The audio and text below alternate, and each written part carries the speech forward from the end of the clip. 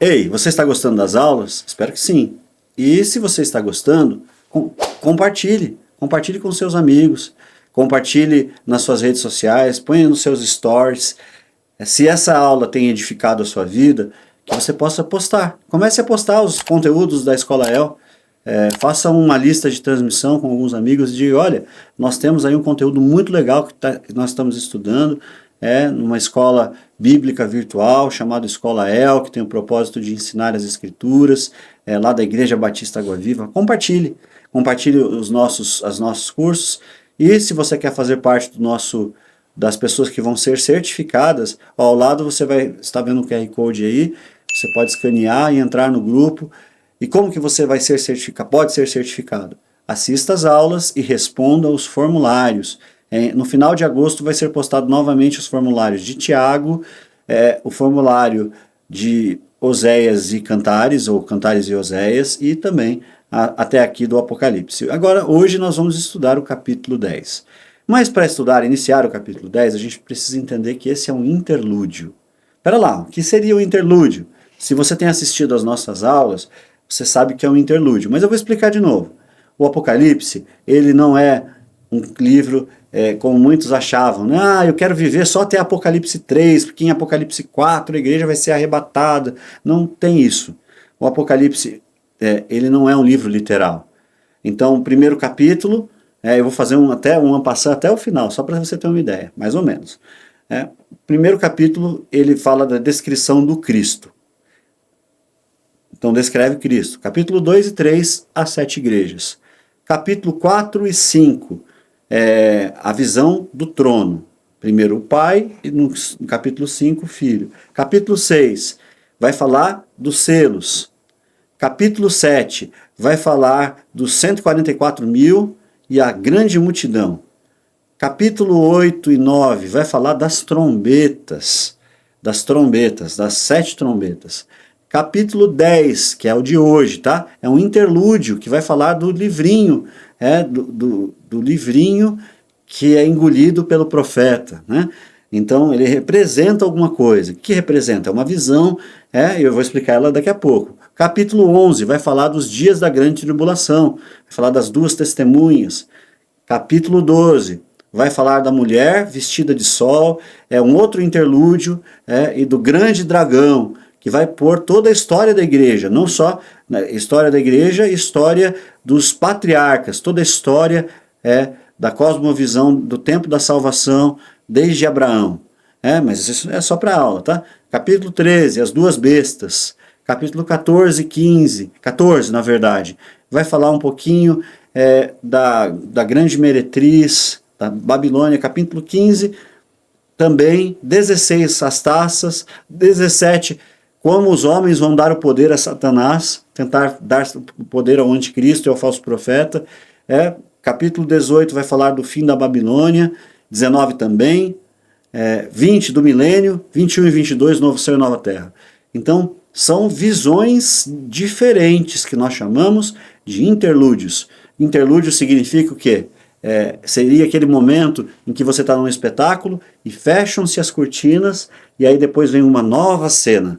Então o capítulo 10 é uma nova cena, é uma visão de João a respeito do Apocalipse. Então o texto bíblico vai dizer assim, agora a gente vai para o texto.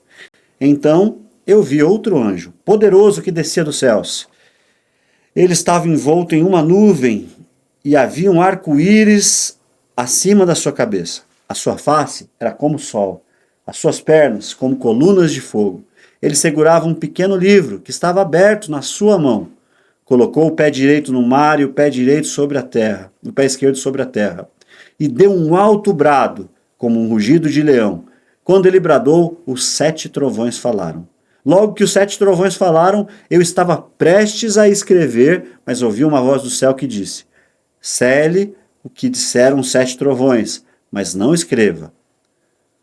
Então o anjo que tinha visto, em pé, sobre o mar e sobre a terra, levou a mão direita para o céu e jurou por aquele que vive pelos séculos dos séculos, que criou os céus e que tudo que nele há, e a terra e que tudo que nela há, e o mar e tudo que nele há, dizendo: não haverá mais demora. No entanto, nos dias que o sétimo anjo estiver para tocar a trombeta, também se cumprirá o mistério de Deus, como ele anunciou aos seus servos profetas.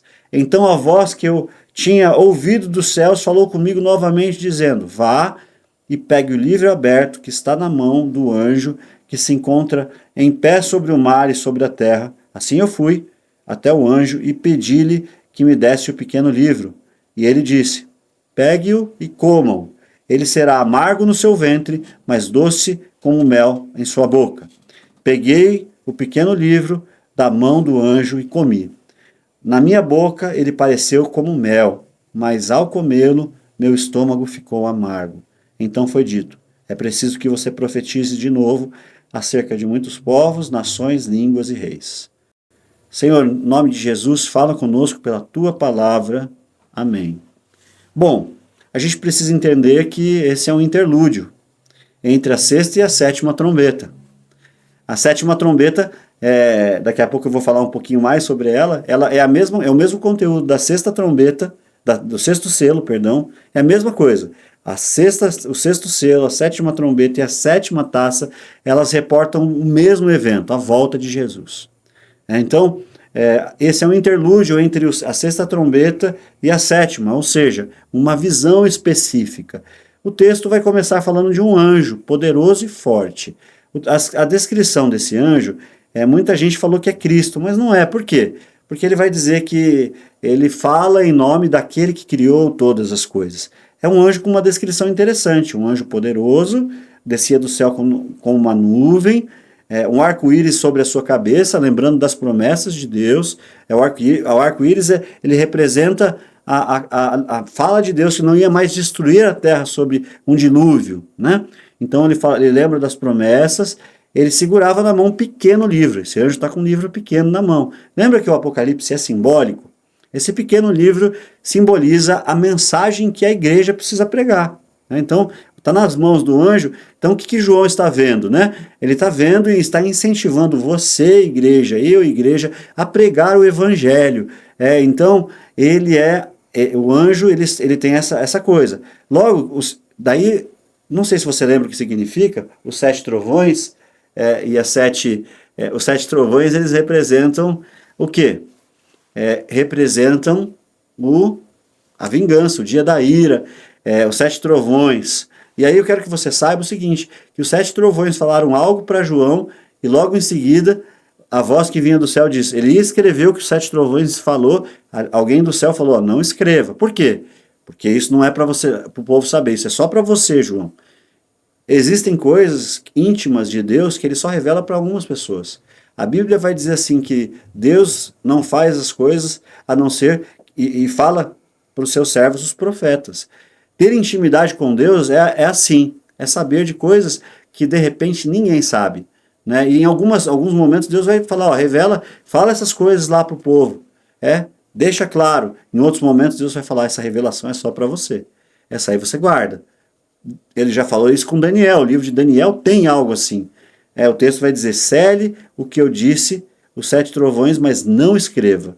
Então aí o anjo, ele chama o João e pede para João pegar a voz, né, que falar para João, pega na mão do anjo lá. Esse anjo não é o Cristo, tá? Esse anjo forte aí. E aí ele vai dizer isso, exatamente. Vai pegar na mão dele o livrinho. O anjo jurou, né, pelo que vive dos séculos, que ele não é o Cristo. Então esse anjo grande aí não é o Cristo. E é importante a gente pensar nesse livrinho. Esse livrinho aberto, ele representa a palavra de Deus, a palavra profética, o evangelho que João anunciava, o evangelho que você e eu anunciamos, e ele é diferente do livro selado. O livro selado, que estava na mão daquele que estava à direita, no trono, e depois o cordeiro pegou, representa a história da humanidade entre a ascensão de Cristo e a sua volta. Esse livrinho aqui, ele representa o evangelho. O comer o livrinho não é a primeira vez que as escrituras falam de come o livro lá. Isso já aconteceu em Ezequiel 3, é uma linguagem usada lá para o profeta para ele internalizar a mensagem e depois divulgá-la. A igreja precisa anunciar o evangelho. Nós não podemos, nós devemos fazer evangelismo pessoal, missões globais, missões nos lugares em que Deus nos colocou. Nós não podemos esquecer que nós temos uma mensagem. Ela não pode ser ignorada. Nós precisamos anunciar o evangelho a todo povo, nação, raça e tribo. Cabe a nós, igreja. Esse livrinho selado, ele representa a mensagem profética, a Bíblia Sagrada, o evangelho, João 3,16, é você dar o testemunho do que Deus fez na sua vida, trazer pessoas para Jesus. É isso que significa. E a linguagem profética é doce como um mel para aqueles que a recebem. Né? Então, a mensagem é doce, põe na boca, é doce como mel, mas o juízo é amargo. Ela causa para muitos que estão pregando dor e sofrimento. Quem anuncia a mensagem muitas vezes vai ser mal interpretado, mal entendido, julgado.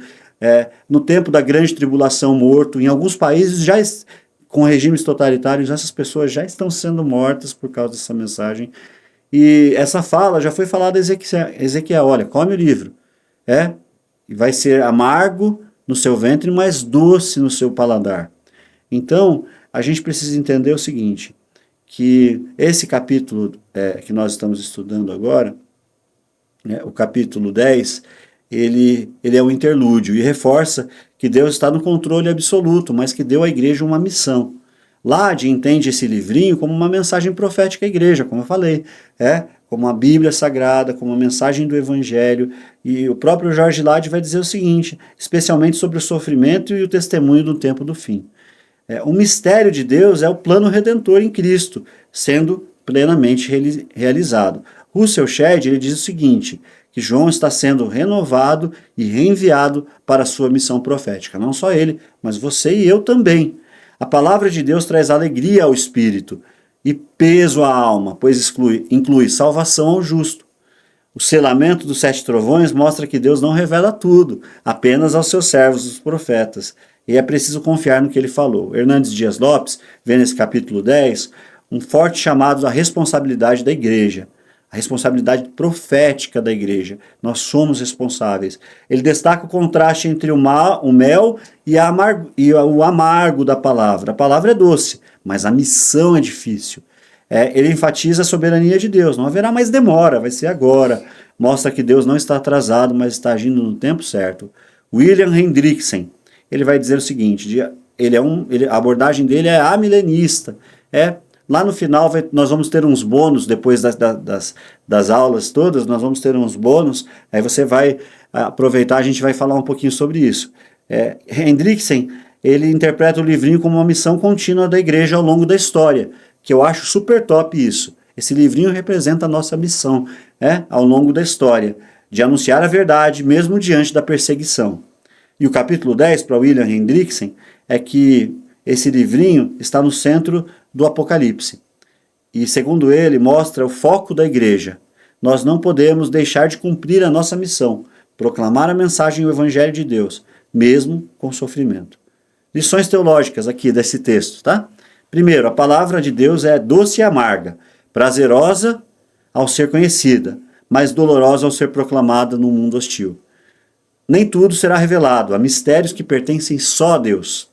Deus controla o tempo, o fim não será adiado. Sua justiça e redenção virão no tempo certo. A missão da igreja continua até o fim.